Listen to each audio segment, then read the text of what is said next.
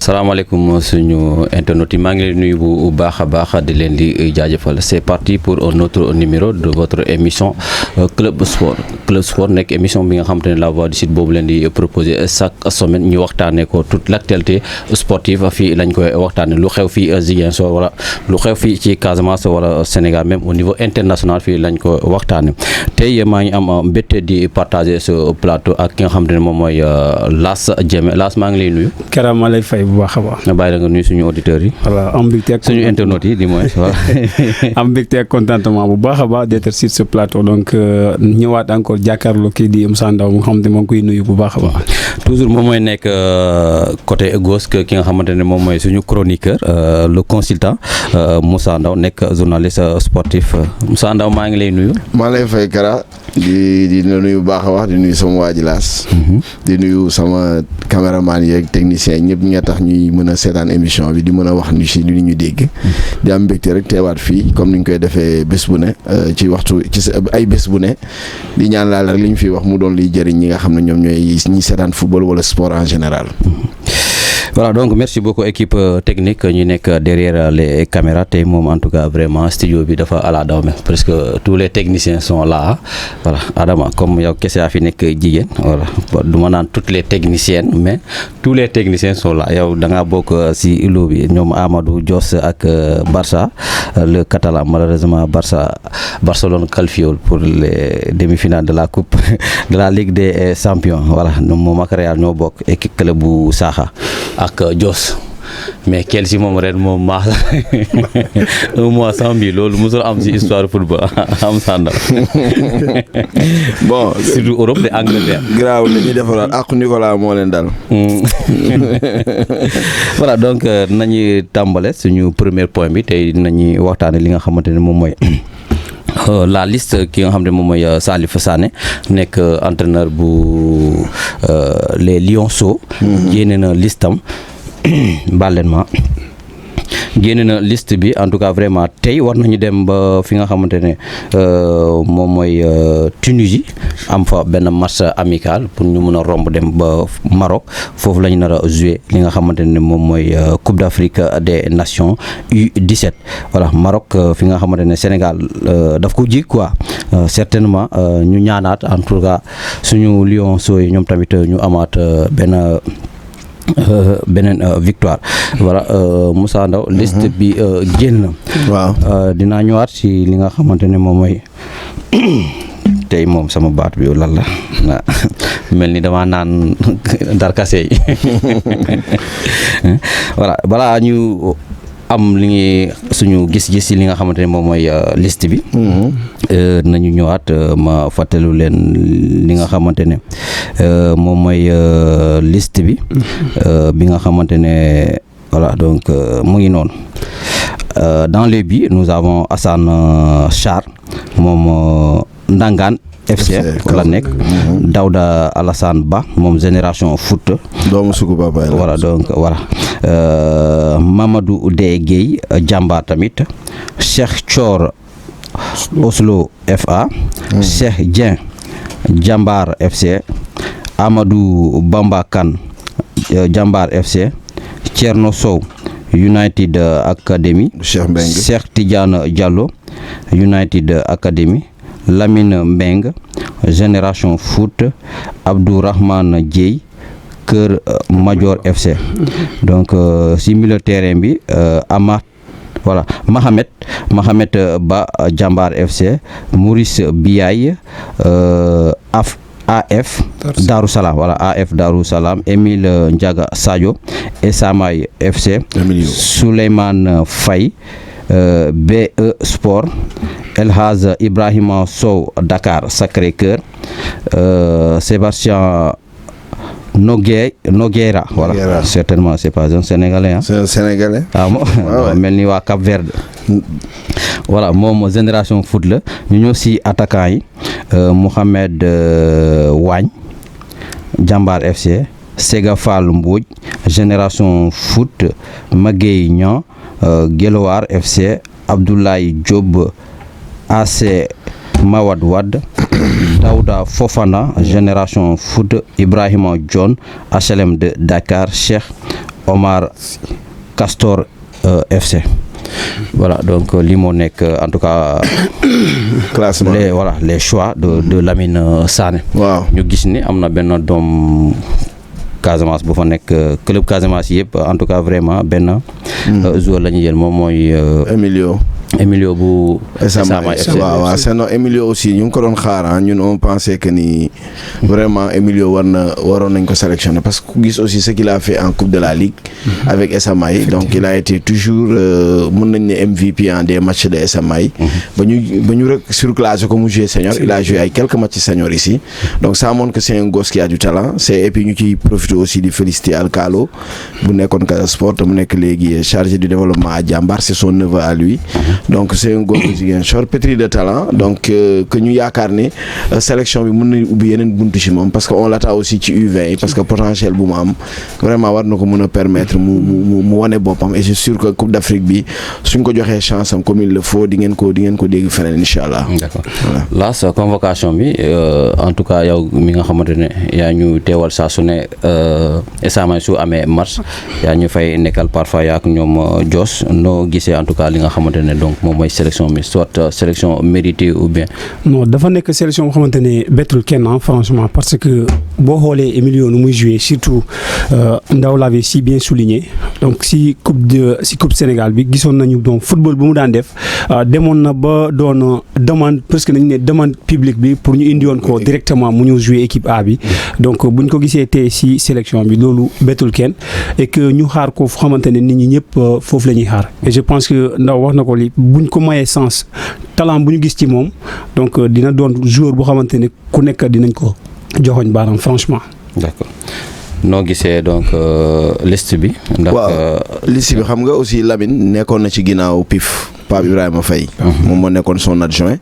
donc bi ñu fi jëlee Pape Ibrahima Faye moom lañ indi donc pour man continuité la ñoom commissaire boo yooyu yëpp nga xam ne yoroon na leen en petite catégorie woowaat na leen parce que xam na potentiel bi mu am parce que je crois que entraîneur buy def sélection souvent la plupart day def socle boo xam ne da koy leer na ñi mën na compter ci ñoom mu indi ñeneen greffé ci leen pour que affaire yi gën a mën a dox boo xoolee Aliou Cissé noonu la woon Pape Thiaw sélection noonu la woon même boo gisee même équipe nationale locale bi boo xoolee ba xool Souleymane Diallo avait un socle boo xam ne bii benn groupe de joueurs boo xam ne ñoom ñooy ossature am donc mu greffé pour mun a dem je crois que Lamine vu vécu bu mu am en équipe nationale ak boo yi nga xam ne jot na leen miin je crois que si la mayonnaise prend rapidement dinañ war a mun a def quelque chose vraiment au Maroc bu soobee yàlla. D'accord. Là 7 défenseurs 6 milieu de terrain et 7 attaquants noo gisee en tout cas vraiment répartition boobu.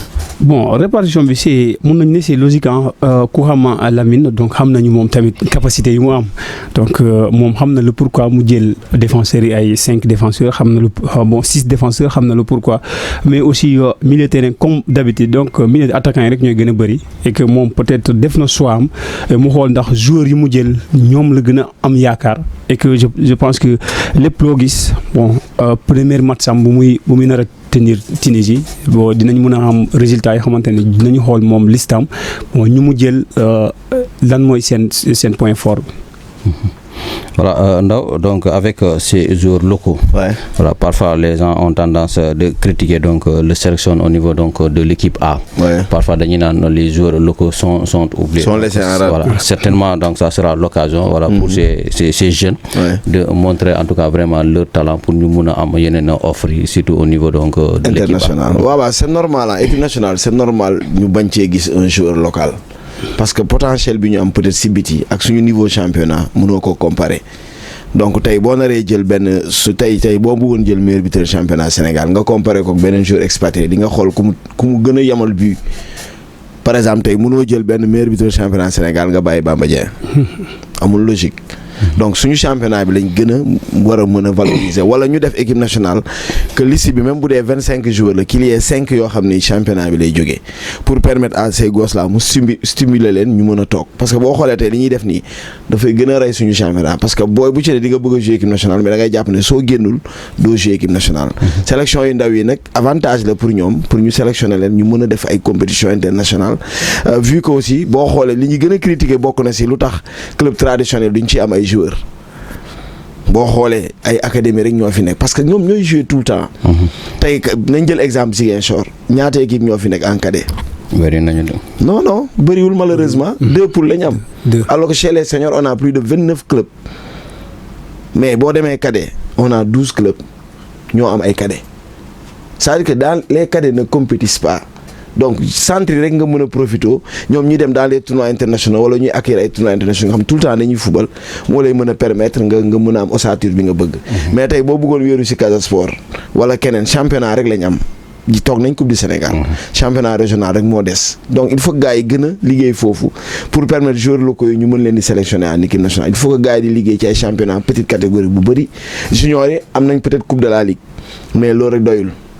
il faut ñu am championnat bu régulier comme seniors yi cadets yi am championnat bu régulier comme seniors yi comme ça booy boo génnee U17 pour nga dugg U20 day yomb boo jógee U20 nga dem U23 day yomb U23 nga dem senior day yomb. voilà donc waxoon nga sànq en tout cas vraiment nga ne championnat Sénégal il faut ñu revaloriser ko de telle sorte que pour en tout cas ñu mun a am li ñuy soxla par rapport aux joueurs yi nga xamante ne ñoom ñu ngi extérieur. waaw xam nga mënuñoo tolloog championnat. parce que déjà ñun on se dit professionnel alors qu'on est loin du professionnalisme. championnat bi ñu am du professionnalisme amateur bu ñu xaw a defar la rek. parce que bien sûr li championnat professionnel laaj ñun amuñu ko. comme lan ak lan. benn critère bu njëkk un joueur professionnel perçoit pendant toute la durée de son contrat. fii Sénégal vacances jotee doo am salaire. ok joueurs yi. ñoom bu ñu paree championnat dañuy doo am salaire. loolu ñu wax ko ñu bañ ko wax am na club yi fi ëpp duñ jox salaire gars yi vacances. ne comme école la rek 9 mois. 9 mois la su saison bi jeexee sa salaire da ngay xaaraat ba championnat bi reprendre alors que contrat nga am déjà loolu rek bokkul ci professionnalisme. deuxième bi mooy. amuñu droit télé. amul benn club buy fayee ko fii ci télé bu la daaw ñaata la ñu séddale woon fii. ñu ne championnat bi xaw ma 18 millions la généré 16 millions des sports moom lañ ko jox kon club yi 2 millions lañ séparé woo 2 millions ci ñaata club ci 32 club professionnel bu nekk ñaata ngay am 650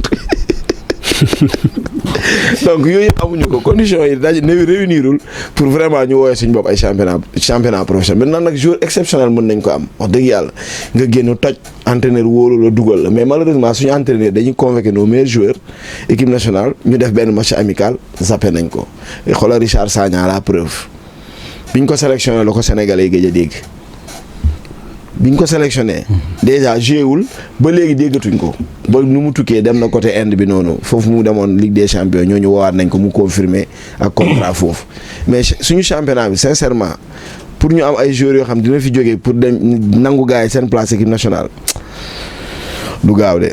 même suñu meilleur buteur yi amuñu fa place. yow boo amee meilleur buteur nga am 9 bi Bamba Dieng nekk dernier buteur Europe am 14 15 bi wala 20 bi nu ñuy def. non mais zone Mbaye Diagne sax war nañ ko mën a woowaat parce que yéegal na équipe am te mi ngi ci 29 bi. waaw muy dugal bu baax sax. d'accord Lass am nga yaakaar ci équipe bi ci Coupe d'Afrique bi.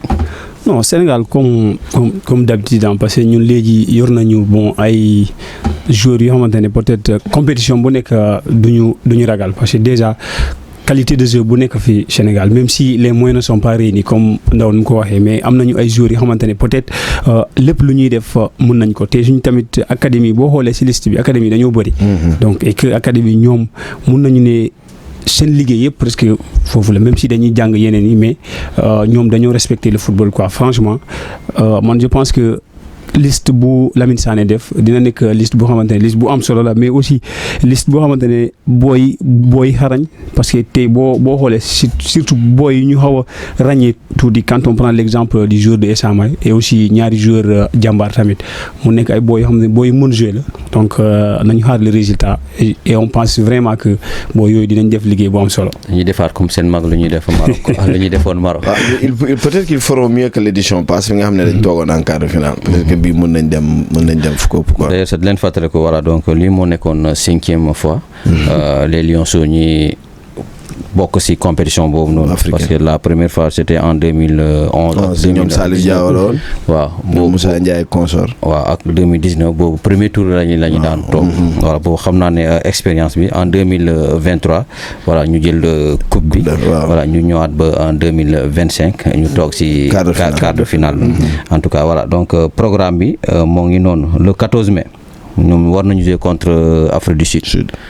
noo gisee match boobu. waaw match lay doon parce que sud-africains aussi ils ont une bonne base locale boo xoolee Afrique du Sud seen joueurs yi ñi ciy tukki bëriwul ils ont un championnat professionnel et beaucoup de moyens te dañ yàgg am petite catégorie bu baax donc espérons que ñun façon li laas wax moo si nekk rek si on joue avec nos propres arguments on peut faire un bon résultat mais que ñu bàyyi xel ne sud-africains yi dañuy liggéey de. Les gens travaillent chez eux parce que aussi am nañ ay moyens am nañ ay kii am nañ stade am nañ championnat professionnel ils sont suivis un peu partout il y a des télévisions qui montrent tout de leur championnat la preuve seen équipe moom mooy jouer finale Ligue africaine des champions mooy Mamelodi Sundowns donc ñu jàpp bàyyi xel ne war nañ mën a am équipe boo xam ne bi opposition bu am solo lay doon pour les Sénégalais. Le 17 mai Ghana la ñu am. Laas. dafa mel ni poule bi non donc ñun poule bi vraiment c'est. diis na de. waaw dafa nekk poule bu diis mais Sénégal moom bon rien à craindre parce que vu l'effectif bu ñu yor ak tamit talent bu nekk fii je pense que waruñu ragal benn équipe te tamit benn équipe waruñu jaaxal. jamono non Ghana sax jamono ji mu doon teg dawal. ci petite catégorie Afrique léegi passé na. mais Ghana sax léegi même au niveau de kii. au niveau sax ñoom dafa wàcc quoi waaw seen niveau bi dafa wàcc. léegi bu ñu paree ñu le 20 boobu ak Algérie. naar yi non ñoo leen mën gën. Algérie moom dafa yàgg a dóor Sénégal. petite catégorie ñoo leen mujjee dóor de ñoo leen xajoon coupe de. mais boobu match la parce que les Algériens. de façon day fekk ñu qualifié on va gérer le match. parce que am nga yaakaar ni. non les deux premiers championnat bi les deux premiers matchs la boo ko gérer troisième match nga boo wàññi pression bi bàyyi gars yi ñu fo. après nga préparer ce deuxième tour man gëm naa ne suñ defee lu ñu war a def ci deux premiers matchs yi war nañ mën a tirer notre épingle du jeu. ñu mën a dem contre l'Algérie la tête tranquille quoi. waaw.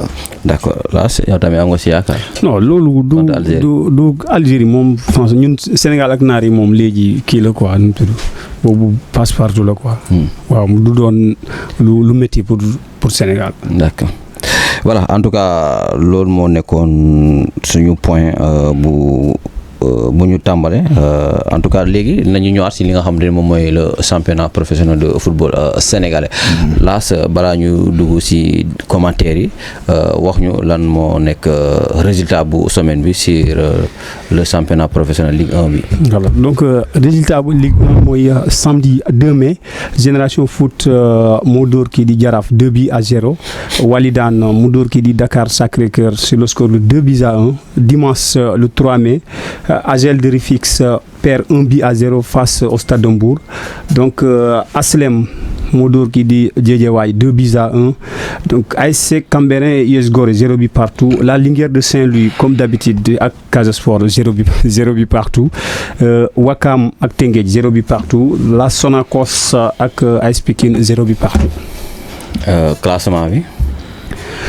bu ñu ñëwee si classement bi dinañu gis ni. AGEL mooy premier. AGEL comme d'habitude AGEL mooy première. te door nañ ko voilà te door nañ ko avec 44 points. Teungueth ji mu nekk deuxième avec 43 points. US Gorée nekk troisième avec 42 points. Walidane nekk quatrième avec 38 points. Génération Foot nekk cinquième avec 36 points. AS Pikine nekk sixième avec 34 points. Union Sportive de Ouakam mu nekk septième avec 34 points. Suivi du Casa Sport huitième avec 33 points. Linguère ak Cambérène ñoo fermer la marque ñu la zone de relégation. ñoo nekk ci zone rouge bi. waaw voilà Moussa Ndaw ñu ñëwaat ci li nga xam ne moom mooy dañuy commencer ci Casa Sport performance am. voilà balaa boobu sax voilà ñu waxtaan tuuti ci AGEL de Rufisque. waaw leader mais en tout cas gis nañu moom tamit commencé na di. depuis 3 matchs vraiment waaw day am championnat Sénégal moom. te toujours moom mu ngi garder li nga xamante ne parce que distance bi mu amoon ak gars yi moo yaatu. lan moo ko mayoon avantage boobu noonu malgré mu ngi wàcc. mais mu ngi maintenir toujours la première place. parce que ci début saison bi il a beaucoup gagné. AGEL li match nul bëriwul. ils ont beaucoup gagné. te 3 points la lay may moo leen mayoon écart bu yaatu ba mat la bu confort bu ñu amoon. mais malheureusement grappiller nañ ko ba 1 point moo des diggante ak Teungueth te prochaine journée moom lay recevoir. ñoom ñaar ñooy daje. donc AGEL li ko mayoon chance mooy dafa gagné woon match yu bëri. championnat Sénégal nag loolu lay demee tu gagnes beaucoup de matchs le mercato tu fais un bon recrutement tu assures ton championnat mais soo ko deful rek coono bu ñëwee rek wala say joueurs dem ba benn instant AGEL léegi da ngay joueur dañuy commencer match ñu nuyu leen duñ joxe loxo. donc psychologiquement am na y' a problème. donc mooy li ñuy wax rek équipe yi soo amul effectif bu baax di gagné woo lu bëri championnat bi doo ko jël quoi. moo tax yenn club yoo xam ne yu mel ni ay Teungueth ay Jaraaf bu ñu amee entraîneur expérimenté comme ñoom Malick Daaf ils gèrent match par match lu ñu am jël. actuellement nii xool dama nañ benn instant kenn xalaatul woon Teungueth dina rivaliser ak AGEL instant bii nii potentiellement leader la parce que bu gagné AGEL da koy raw. donc AGEL ça fait 3 ou 4 matchs nekkuñ ci kii bu quoi waaw façon li mooy li ko dal mooy dal yeneen club yi rek moom boo amul ginnaaw bu baax waxuma ginnaaw maaraade soo amul banc bu profond banc bu baax non championnat bi doo fa yàgg doo yàgg ci bopp bi laas championnat bi dafa xaw a jaxasoo léegi parfois da ngay gis ni. xoolal AGEL rawoon na Casa 16 points. 16 léegi 9 points la ko rawee. ok bii du ñuy bëri ay 0-0 ñooy gën a bëri parfois donc en tout cas équipe yi nga xamante ne ñoo daan dóor léegi soit bu nilul wala dañ ko dóor est-ce que soit joueur club yi yëpp ñoo commencé di sonn wala. non mais loolu coutume championnat Sénégal parce que bii bañ a bëri moom coutume la quoi. parce que des fois ay presque match nul moo gën a bëri ay 0-0 chaque fois mooy gën a bëri 0-0 1-1 la parce que Sénégal à chaque fois seen match bi nu ñuy joué match nul day bëri mais bon victoire gën a bëri ay 1-0 2-0 wala 2-1 lay doon quoi. donc loolu tamit d'une part wane na di championnat bi dafa difficile. donc nu ñuy joué mais aussi amuñu ay attaquants yu xamante ne sont des tireurs nga loolu tamit day am parce que Sénégal am na yeneen club yi balaa ñuy dugal lu ñuy raté dafay bëri. et donc su mu ñëwee tuuti si le cas de Teungueth ak AGEL donc gis nañu. Teungueth seen dernier match yi ñoo ngi def benn performance bu xamante ne bu baax la et que tey bu comme ni mu naree dajawaat ak AGEL bu dóoree AGEL moom may nekk pied donc tey bu nekkee pied bu continuer si lancé boobu noonu donc mun nañu yaakaar ni parce que championnat lu des bëreetul mun nañu yaakaar ne moom si posture bu mu nekk 5 journées moo des. voilà si posture bu mu nekk noonu moo gën a favorable que AGEL bu nekk pied pour jël championnat effectivement. Notre club Fagnon le Casa Sport. 1 point 0 point la nekk di dajale depuis deuxième phase bi. toujours mu ngi si benn lancé am puusul paasul comme nga ñu koy wax. Casa Sport xam nga feebaru Casa Sport lan la nu ñu ko waxee Kara. xam nga nit ñi ñoo dañu foog ni ñun dañuy raay waa Casa mais dañuy wax nit ñi li nekk ci Casa Sport xam nga mooy problème Casa Sport. c'est le seul club parmi les 16 qui joue avec le même effectif depuis le début de la saison. Le Casa a raté son mercato il faut gars yi nangu ko d'abord. boobu point la. mercato raté. mooy premier point bi. moo indi coono bi yëpp. parce que tey lan lañ mën a comprendre Boubacar ba mu blessé ba léegi Casa gañewul match. waxaat Coly. bu mu blessé ba léegi. attaquant yi ko remplacé kenn deful différence. du Wally je l'aime bien comme joueur mais championnat doo sentir Wally. te pourtant daaw 17 buts la dugal en Ligue 2 mais mu ñëw ka Ziguinchor on ne reconnaît plus Wally donc ñu mercato jot l'entraîneur avait ciblé des joueurs on n'a pas pu les décrocher loolu beneen problème la. mais ñu indi kës néew ils n'ont rien apporté à commencer par Omar Goudiaby. donc ak expérience bu mu amoon ak vécu bu mu amoon man vraiment yàgg naa toog ñu wax ma leen non Omar moom xaw ma ban mais Omar bi ma xamoon bu fekkee moom moo fi nekk ba léegi am nañu yaakaar ci mercato bi Omar est passé à côté. donc sur le plan offensif le Casa est mort il faut gars yi nangu loolu sur le plan offensif on n'a pas d'attaquant. la preuve dañuy jouer match ba mu jeex pour ñu am jàkkaarloo kaay sax problème la. mais Ndaw mais man am na. mais Kara xam nga man li ma bëgg a laaj Ndaw. comme. ñeneen ni ñu waaye parce que moom tamit il en fait partie des protégés de Balajiba. man Bala mooy sama protégé man. léegi xam nga boo xoolee club bu toll comme Casa Sport. waaw donc yow départ bi gis nañu presque balaa début balaa moitié saison bi. gis nañu difficulté yi nga daan am donc le pourquoi mu daan passer à côté d'abord si mercato bi. mais tamit comment noo mënee dajale ay attaquants yi xamante ne bon quand je prends l'exemple de Aliou Sané. donc nga yor un attaquant boo xamante ne peut-être am nga ci yaakaar. ci moom. nga abale ko. waaw foofu laa jëm. nga indi y a un certain yeneen attaquant yoo xamante ne ñoom sax pour ñu mun a dugal c'est des problèmes est-ce que loolu c'est pas. attaquant yi ñu ngi fi woon depuis le début. Wally est là depuis le début de la saison. Wally moom muy fa woon depuis le début. Omar Goudiaby bi lañ fi indi. comme koo xam ne kii jour d'expérience la amoon nañu yaakaar ne ak expérience am ak talent. parce que Aliou Diémé daan woon départ. Aliou Sané n'était même pas titulaire. voilà léegi comment se fait yow nan nga mun a indi nga am un certain Aliou Sané. ak compétition bu mu def ba nga gis ko. nga détecté ko. nga recruté ko. mu ñëw. nga abale ko. waaw fa laa jëm pour nga yaakaar ci benn attaquant de pointe. fa laa jëm man ak yow xam nga déjà moo tax moo ne dégluwoo ma. li indi abalu Aliou bi c'est parce que le Casa avait des visées sur le mercato avec des joueurs beaucoup plus aguerris et beaucoup plus expérimentés que Aliou. Au dernier moment on leur a fermé la porte. Fait que Aliou en avait besoin. Aliou booy la U17 la. Aliou. non c'est un gosse, c'est un U17 n'est-ce pas, oui ou non? Voilà yow xaar maa yow dinaa la tontu. C'est un U17 nga am joueur boo xam ne il a déjà fait le championnat. Par exemple yow tu vises Patrick Bass. bu Guédiawaye, le numéro 10 de Guédiawaye, le capitaine. Il était ciblé pour venir au Casa Sport. Et tout était réglé. C'est au dernier moment le Guédiawaye était buntu bi le Casa ne pouvait plus négocier pour l'avoir. Yow Patrick Bass doo ko weccoog Aliou Sané nañu waxante dëgg. yooyu option yëpp dans la tête du coach c'était clair que ñooñu dañuy ñëw. Maintenant qu'est-ce qui n'a pas marché ba ñooñu mënuñu ñëw. loolu foofu mooy wax Bellingham bu Adjamat ñun ñëpp xam nañ ko. Sidi il était ciblé pour mu ñëw ba il avait commencé même à s'entraîner avec le Casa Sport pourquoi ñëwatul loolu la ñu war a lijjanti mais l'entraîneur avait déjà ciblé ay joueurs yoo xam ne ils étaient prêts à venir pour jouer au Casa Sport maintenant qu'est-ce qui a fait que ñooñu ñëwuñu. mais est-ce que c'était pas probable mu xaar ba cible mi. confirmé balaa muy abale. mais waxoon nañu moment booy ciblé da ngay dégraisser. mais ñu yow début bi waxoon yow championnat Europe yaa ngi nii déjà ku nekk xam na yow ban joueur nga war a libérer. même pas avant le mercato dañ koy annoncé. waaw donc c'est parce que yaakaaroon nga ne yow am nga parole d'honneur joueur bi ne day ñëw. ku ñu nar a libéré. mais libéré wuñu ko. non mais xam nga. attends non yow comprendre loo de. waaw léegi joueur dama ne. waaw léegi may ma. dama xam nga fan la ñu jugoo. waaw xam nga début waxoon nga Casa Sport. seen problème bi mooy. effectif bi. parce que moom seul club bi nga xam ne dafa jouer ak benn effectif. waaw léegi Casa Sport man xam nga man pour man am na fi nga xam ne waa Casa Sport ñoom dañuy juum foofu noonu.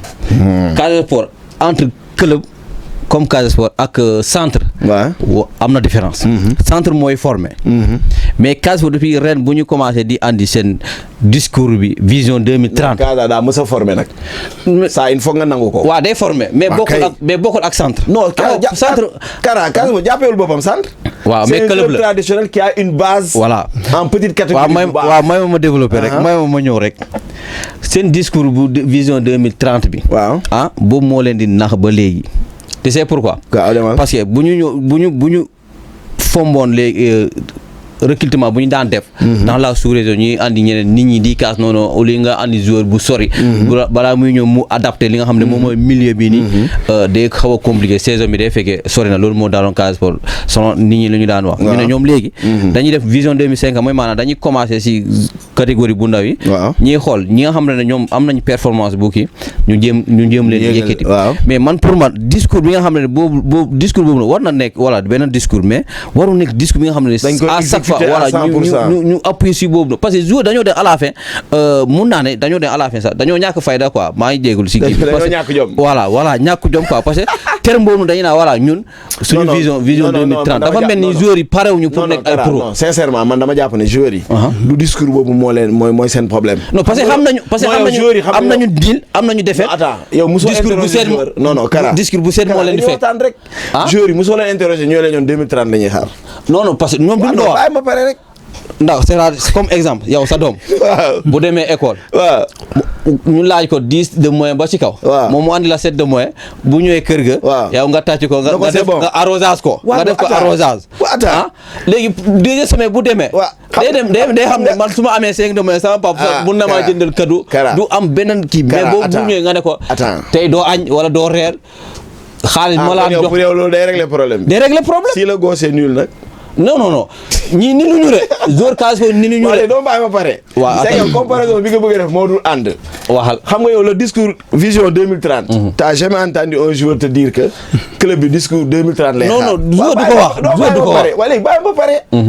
yow vision 2030. da ngaa dem gis ñu jël cadet yi ne def 11 yëpp ay cadet ñu joué. non voilà. mais bàyyi ma pare rek. non sama discours waxoon naa man ne ñoom dañuy xool ñi nga xam ne seen performance baax na ñu yeggal leen. loolaa wax bi déggoo mën a yow. Casa su fekkoon vision 2030 lay xaar day def comme CSIC lu muy def je forme pour mën a jaay.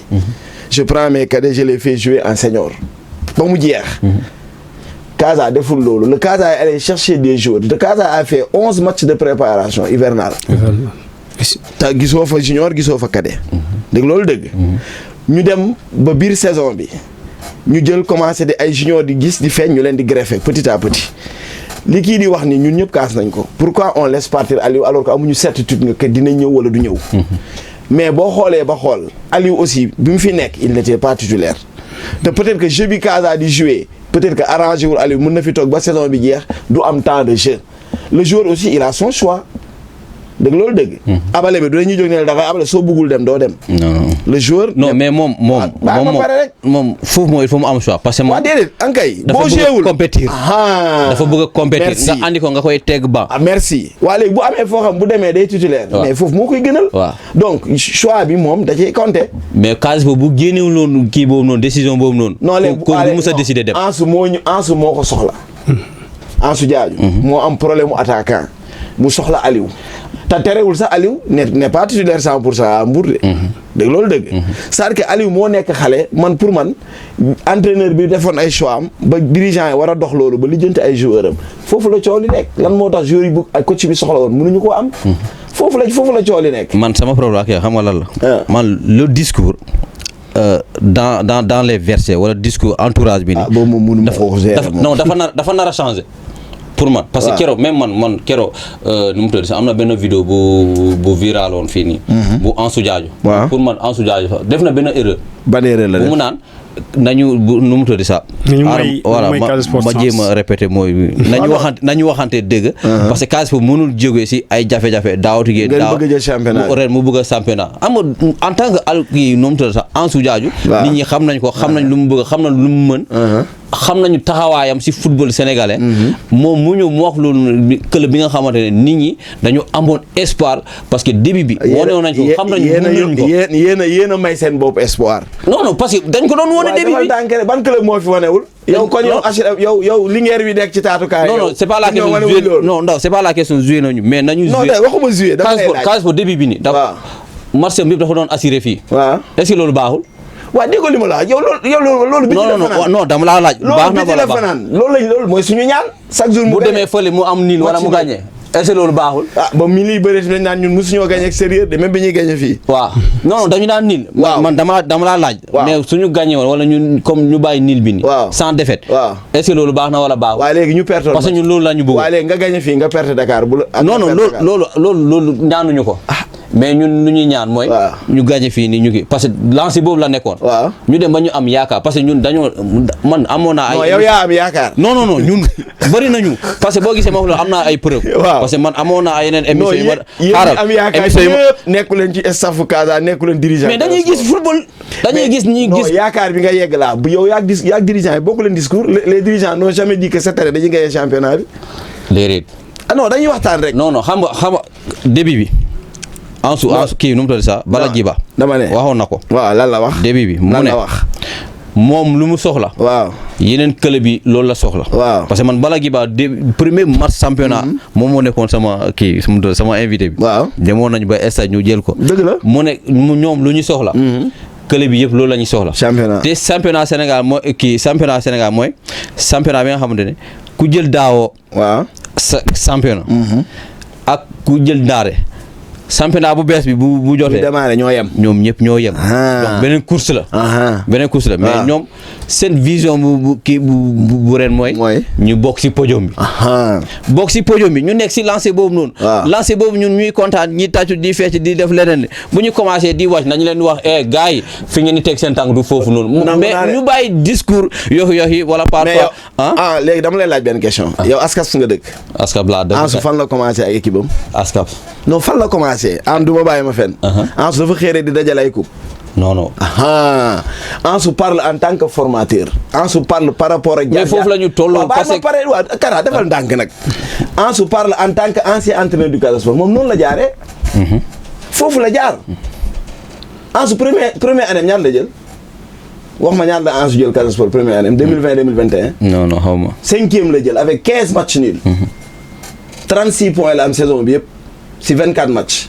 5e la jël avec 15 matchs nuls. année bi stop mu ñëw jël coupe du Sénégal 3e année mu jël championnat ak coupe du Sénégal moom jaar-jaaram la jël ne leen bàyyi leen balaa mu liggéey. pour mu mën a yegg peut-être que moom fu mu yeggoon moom foofu lay waxee. waaw bala ñëw na mu fekk équipe bi mu nekk si crise. waaw mu jéem ko yëkkati. mu daanuwaat. waaw mu ñëw daaw mu jéemaat ko yëkkati. mu daanuwaat. waaw mu ñëw daaw te ren. waaw. ba mu taxaw. nit ñi yaakaar ne wala dina bouger. mu commencé di daaw. mais ñu ne ko mais ñun. dañ ko amee liir mu raam ba taxaw nga ne léegi daa war a dox. mais kooku noonu ku dem ba taxaw. pour mu dox may ko beneen discours. non jàmbaar nga mun nga ko def sa morom yi ñu ngi koy def. mais loolu sax ñu lii méttiwul lii mais boo ñëwee nga ne waaw baax na même boo daanuwee rek. garaaw xam nga discours boobu noonu de. léegi yow est-ce que xam nga yan condition la joueur yi nekkee. est-ce que xam nga joueur yan. Casa Sport mooy club bi nga xamante ne. man depuis ma commencé di seetaan club championnat Sénégal.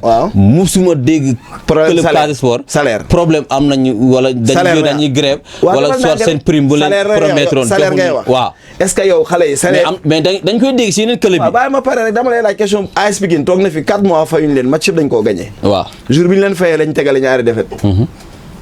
AS Pikine dañuy waxtaan rek de AS Pikine. toog nañ fi lu ëpp 4 mois joueurs yi laaluñu salaire. te match yëpp lañ gagné. jour bañ leen fayee jour dañoo année semaine boobu dañoo tegale ñetti défaite.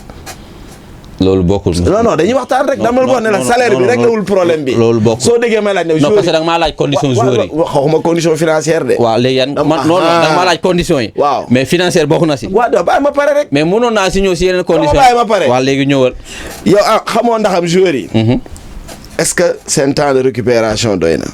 est-ce que joueurs yi ils mangent réellement ce qu'ils doivent manger. pour mën a résister les voyages et jouer pendant tout ce temps avec le même effectif. xam nga souvent su may waxtaan da ngeen foog ne man je suis là pour défendre le cas man je défends pas le cas dañuy waxtaan ci logique football. Marseille ngi nii lu mu manqué. dara. Marseille lan la manqué Marseille te Habib nee nañ xamul dara. c'est-à-dire que football moo doy waar ñun ñëpp bu ñu sañoon Casa Sport match yëpp lay gagné mais effectif bii Casa Sport ak mënul gagné équipe yëpp. mais ndaw pour dire vrai te du discours 2030 moo tax de l'équipe n'a pas un effectif bu mën a résister par rapport aux autres clubs. non xam nga boo waxee conditions yooyu noonu dañu gis nañu fii ni club yu mag yi nga xamante ne bu suñu defee insuffisant de résultat. soit dañuy dàq kii bi nii. entraîneur mais yow dafoo insuffisant de résultat. non loolu insuffisant de résultat. yow 2 saisons 2 défaites nga am nga ne insuffisant de résultat la. ñaata victoire nga am. 5 victoires nga am ñaata. waaw ñi am 2 victoires nag tey ëpp Casa Sport xaalis nag. non ñun lu Casa Sport dañu wax la non Kara c'est-à-dire que yow li ngay wax nii mooy li nga bëgg. mais du logique gu football. man lu ma bëgg. yow loolu nga bëgg. non. kii mais da ngay xam li nga mën. laas loolu la bëgg. wolof fi lu ñu wax. keneen ki loolu la bëgg. ñun ñëpp lu ñu bëgg mooy Casa Sport mu jël mu nekk championnat. wolof lu mu làkk. la wolof nee na. bët du yenu waaye xam na lu bopp attan. waaw. mu bët du yenu. mais xam na lu bopp attan Casa Sport attan na championnat bii nii. équipe bii mënul gagner championnat.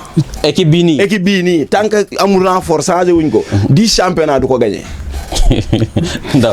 tu sais am na yeneen yi nga xam ne amul logique. baax na. kii nu mu joueur yi nga am nii billahi 10 championnat doo ko kii buñ ko dakkoon ñaata défaite kii la def. lan moo nekkoon parcours am. ko wala Ansu Diagne. Ansu biñ koy daax. Ansu biñ koy daax amul sa victoire sa waa ji. wala benn victoire. ñaata match la joué. 7 match xaw ma 10 match. sans victoire. waaw mais am na ay match nul. waaw. Bala gi ba ñaata match la joué gum deuxième partie bi. deuxième partie ak coupe du Sénégal. première partie amul victoire coupe du Sénégal amul victoire. da nga koy génne. non ñaata match la non dañuy waxtaan la gagné wul. dañuy waxtaan non 18 match la gagné wul loolu da nga koy boole dama lay baale globalement. waaw 18 match la gagné wul. la gagné wul. perte ñaar. waaw ça fait combien. du gagné 5 matchs. ça fait 20 matchs. bind 18 match bind na benn point. waaw. attention de. léegi loolu du insuffisant de résultat. léegi yow léegi 18 points yooyu génne woon ko ci classement bi ñun fan lañ jëm. relégation directement. mooy maanaam insuffisant de résultat. waaw dañuy waxtaan rek. parce que club bi deful li nga xam ne Casa Sport club traditionnel la. nit ñi lu ñuy xam Casa. rêve bi ngeen war a bàyyi. non du rêve. rêve la kay. non loolu ak vous êtes toujours dans un rêve. loolu réalité si Casamance. non réalité ban xanaa da ngay am les moyens. non loolu réalité si Casamance parce que Casamance de Gouloumbou à jógee de Serba à Bak Ziguinchor 38 kër gi yëpp. ñoom seen yaakaar.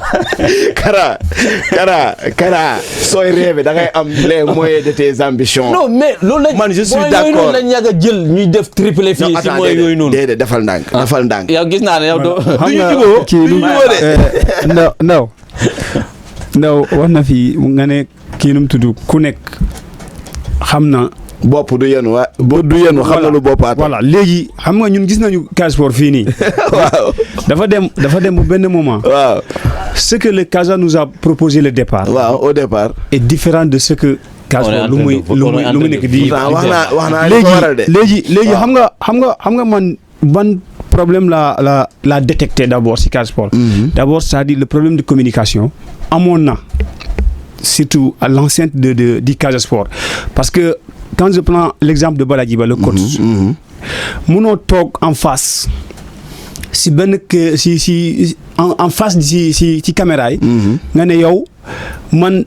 li ma soxla saison bu ren mooy je fais focus sur la coupe du Sénégal. waaw d'abord xam nga loolu erreur la. donc boo xoolee Casa Sport match muy joué coupe Sénégal la gën a teg ful la. ah bon. waaw te boobu la joué ba demi-finale. ok ñu dem ba Saint-Louis. donc ñu xool ban équipe moo génnee Casa Sport. si Coupe du Sénégal. si Coupe du Sénégal. Une équipe qui n'est même pas en deuxième division. ouais du lu bees. waaw du lu bees. ok mais da nga ñëw nga ne man ren lii mooy sama focus. waaw mooy Coupe du Sénégal. waaw man je pense que foofu coach bi dafa def erreur. c'est-à-dire erreur de communication warul woon ne man ren lii mooy sama objectif. loolu laa damay dem directement. ouais lu ma am jël. ma jël. kon dañ naan amul ambition. non c'est pas. du ambition foofu xam nga foofu bu demee ba jël coupe bi. on va sentir que. billahi li ma leen di wax nii. Casa Sport lii la bëgg. ouais man kii nu mu ni lii mu nekk di def parce que seetaan naa ma Casa ba benn moment. ouais. ma def sama bilan global. ma xam ni équipe bii nii ak effectif bu ñu yor. bilaay mënuñu gagner dara même ki man coupe bi seen toog bi. bettu ma parce que dernier match Casa yi ma jot a seetaan yëpp. du dara c'est la xam ne. Casa Sport coupe bi mënu ko jël. dëgg la parce que am na yeneen boo xoolee ay jàmbaar match yu muy produire nga xool ay équipe Saint-Louis match yu muy produire da ngay sentir ne. to nu mu mënta demee rek day Casa Sport day ñàkk. te boo xoolee match bu mu joué si fële na le si Saint-Louis ñun ñëpp xam nañ ni Casa Sport mënoon na rëy match bi en première période. même coupe du Sénégal bi sax. voilà mais bu mu ko deful première période ba mu jeex tax ñun si la ñu xam ne nag Casa Sport ala kulli yàlla day ñàkk parce que ñii dañoo njëkk a dugal. arbitre siffle position d'hors-jeu ñu ñëwaat. te il jouait contre le vent. voilà te moment bu ñu dugal Casa Sport amul woon sang boobu noonu. pour ñu mun a dem égaliser. tout à fait xam nga loolu dañ ko tegee de côté. donc ñun lu ñu mënul concevoir mooy un club comme le Casa Sport mu xool tey presque Casamance mu nekk club boo xamante ne moom kese muy jouer Ligue 1 qu'est-ce qui empêche le Casa Sport de faire un bon mercato. Qu'est-ce qui empêche le Casa Sport aussi loo xamante ne loolu war nañ ko kaas ba kaasaat parce que xam nga boo xoolee man chaque match Casa Sport bu jeexee seen joueurs yi dañuy ñibbi dañuy dox tant que ñu ñibbi. walaay. qu'est-ce qui se passe. lu tax oto yi duñ leen ko jox. lan moo xew. ñaataat maa ngi koy wax. xam nga loolu à chaque fois li fii ñun Ziguinchor on est fair play ah. mais nit mun na kar joueur sa si yoon bi mu gaañ ko. loolu responsabilité si yan club la.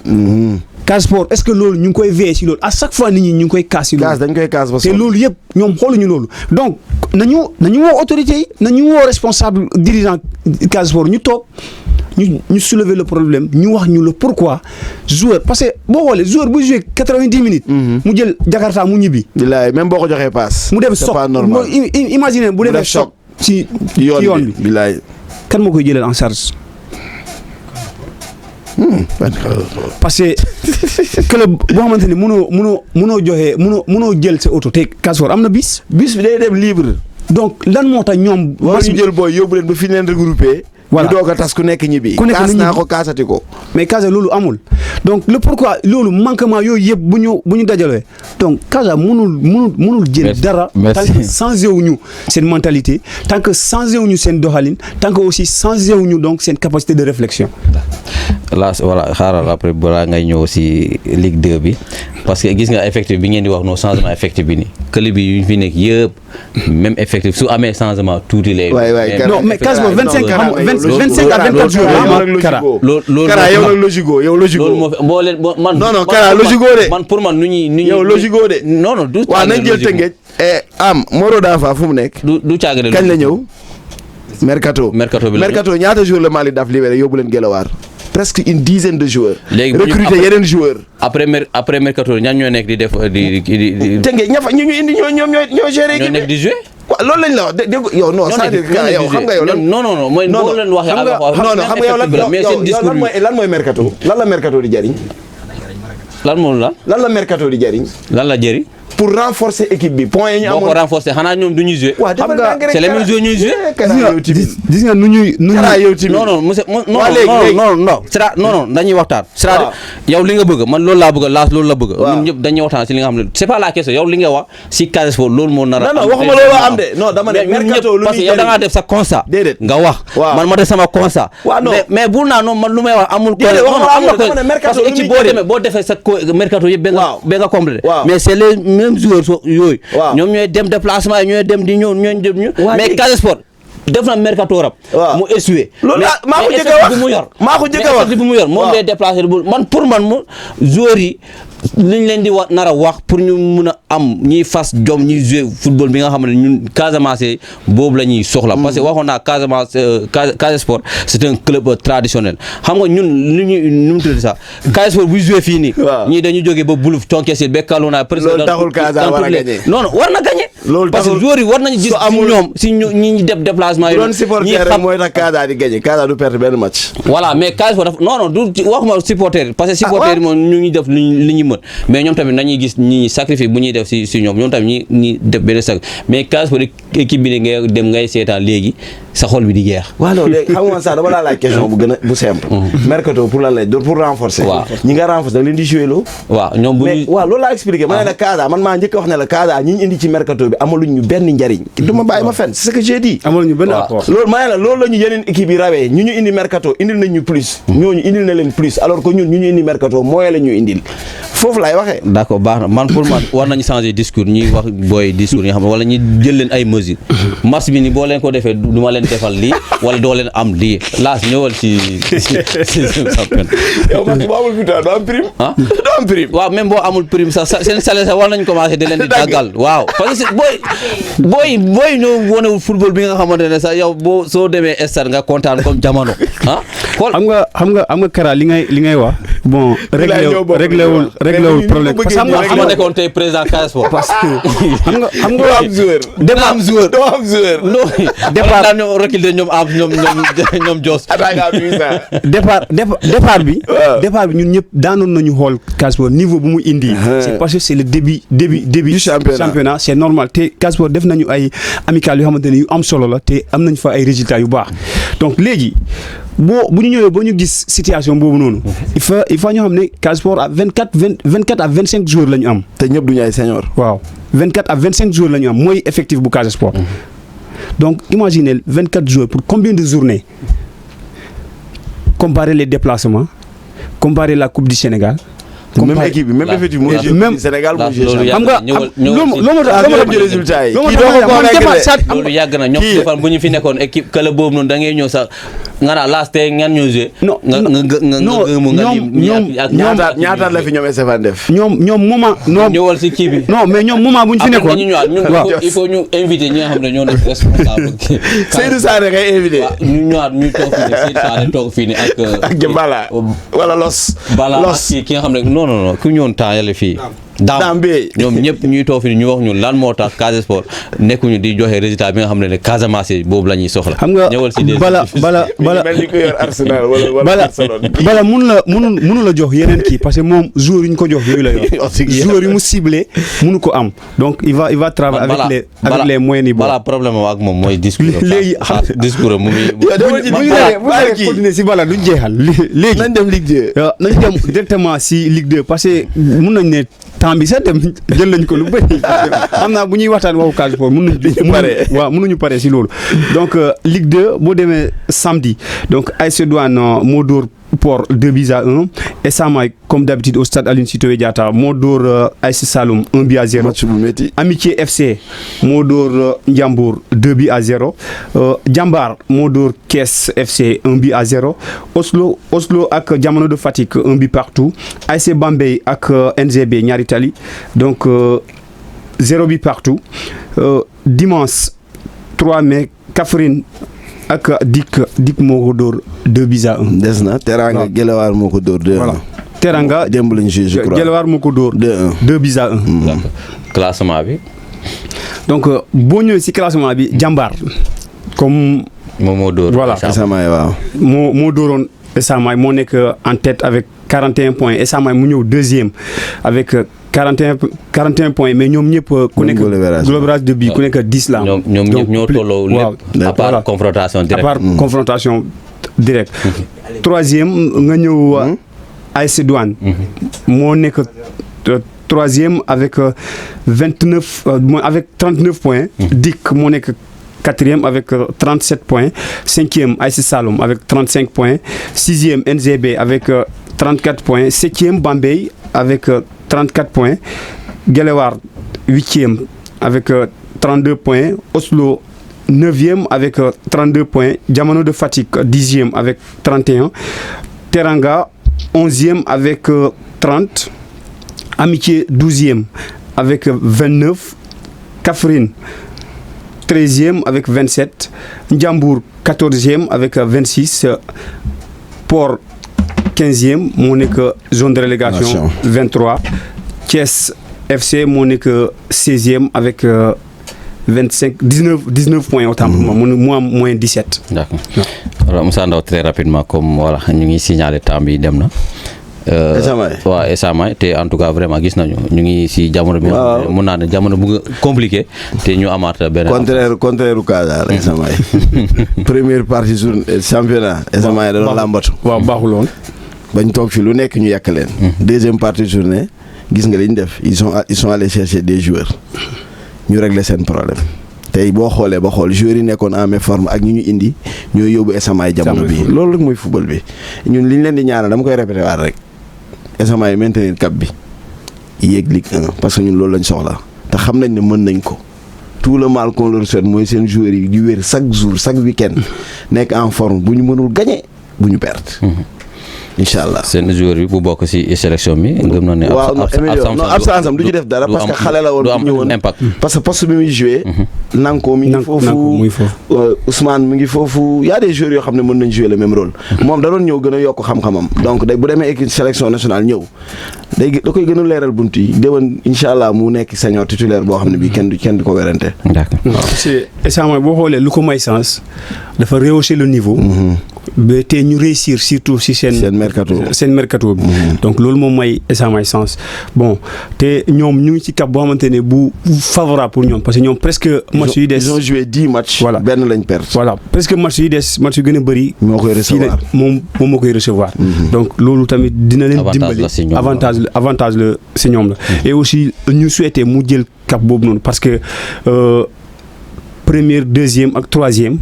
ak quatrième sa si boppam presque lu ñu rawante bëriwul na bañ a perte rek donc na bañ a perte mu gérer kawam quoi. d'accord voilà merci Lass merci à Moussa Ndaw suñu mbokki internet maa ngi lay Dame moom naa ko invité waaw moom ak Seydou Sané moom dañuy dem ba këram sax ñu toog voilà waaw loolu kay émission spéciale lay doon Casa Sport boobu lu ñu waxaat beneen ponk lu dul Casa Sport voilà Seydou donc il va nous donner des explications en tout cas vraiment sur le club Casa Sport Voilà, merci beaucoup à nos caméramans Amadou chef d'équipe Dios ak Barça Alaaji Barça Lamine préfet Sané ñu gën koo xam si Louis Saha le français ak Adama Sagna suñu internet yi maa ngi leen nuyu bu baax a war leen jaajëfal di leen dox daje ba beneen yoon incha allah.